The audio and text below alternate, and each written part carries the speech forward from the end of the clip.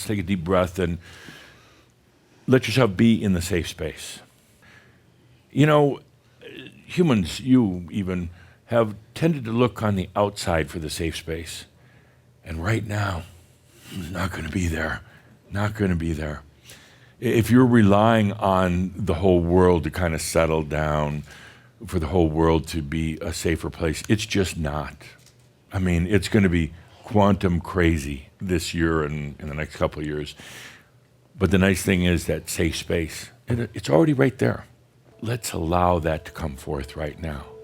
Let's take a deep breath. You're the safe space. The safe space is there because you're allowing yourself to connect once again to what you'd call your soul. And more than that, the soul's wonderful, but the master. The master isn't some fluffy angel. Master doesn't have wings like angels do. Because the master comes from the human, from all the experiences, and it's now the wisdom. Let yourself feel that. Let it come to you. You don't have to reach out for it. You don't have to go out there. Let it come to you. Right now, the gravity is loosening, and it's not just physical, it's emotional gravity. We've talked about it, the orbiting of all your emotions and everything else. It's lightening up right now, and it's causing you to remember what it's like to not be in physical form. And that's kind of wonderful, but kind of frustrating at the same time. But it changes everything in your biology, in your mind. It changes how the neurons work. It changes everything. That gravity in that atomic orbit is changing right now. And that's what's happening right now. The whole change in the way reality, human reality, is created. And you're feeling it.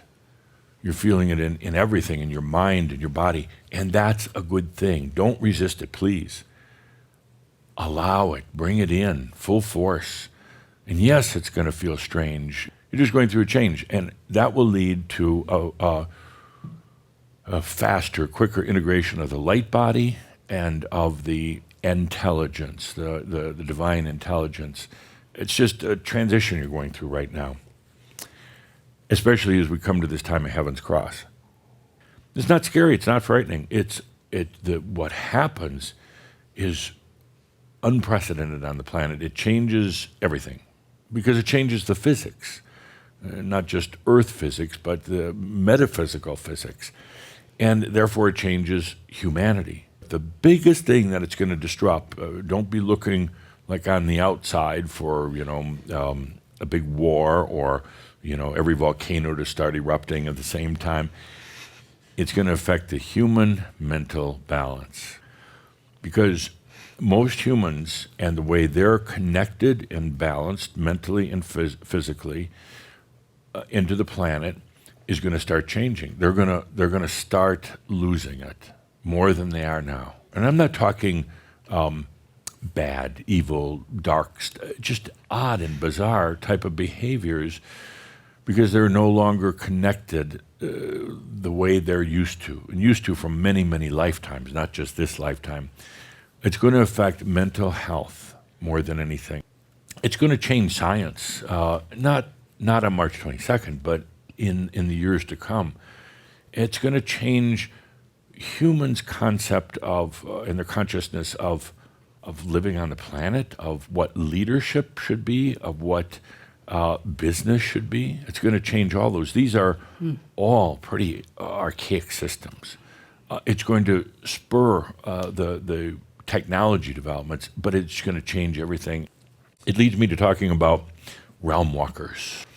We can't do this thing of Heaven's Cross, the apocalypse, without the counterbalance in the other realms. It takes, for it to go gracefully, relatively gracefully, it takes those who are embodied in human form here on the planet to also be working in the other realms, to maintain a balance, to help architect the thing in a way, not literally, but You've woven your DNA into this whole apocalypse on the other realms.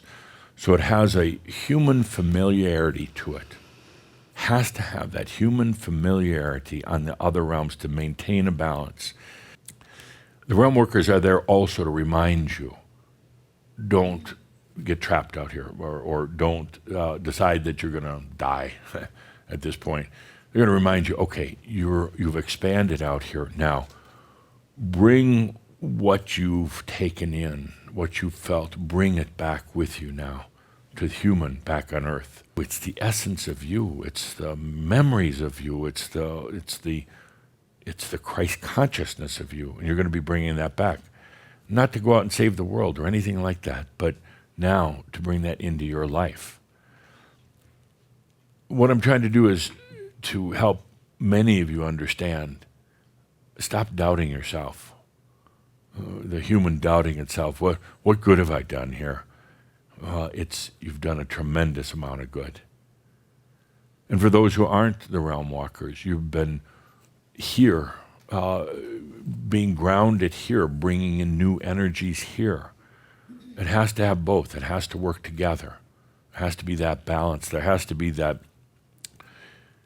weaving of familiarity in the other realms, so that when Shambhala expands out there with the coming of Heaven's Cross, when you expand out there, that it doesn't overwhelm you. It's a familiar, safe space. You know, the one really wonderful thing I love right now is that we're doing this together. You're doing it, of course, individually and with sovereignty, but you're doing it together as a global group right now. Coming to this time of the apocalypse, coming to this opening, kind of reminds me at times of Tobias's story of the Journey of the Angels, hopping on that little boat, leaving the comfort of home and going off across the waters, and then coming to this time of the wall of fire. It was epic. It changed everything, of course. And for some reason, there's a kind of a hint of that in here. It's kind of like the new wall of fire. But this wall of fire doesn't break us and fragment us into billions and billions of pieces. This one's different. It's actually almost a reverse wall of fire. Brings us back together, brings you back together. We're no longer sealed off with a veil over you, not accessing the other realms. You could say maybe it's the other side of the wall of fire, where you all come back together after being so shattered and isolated. We're doing this together,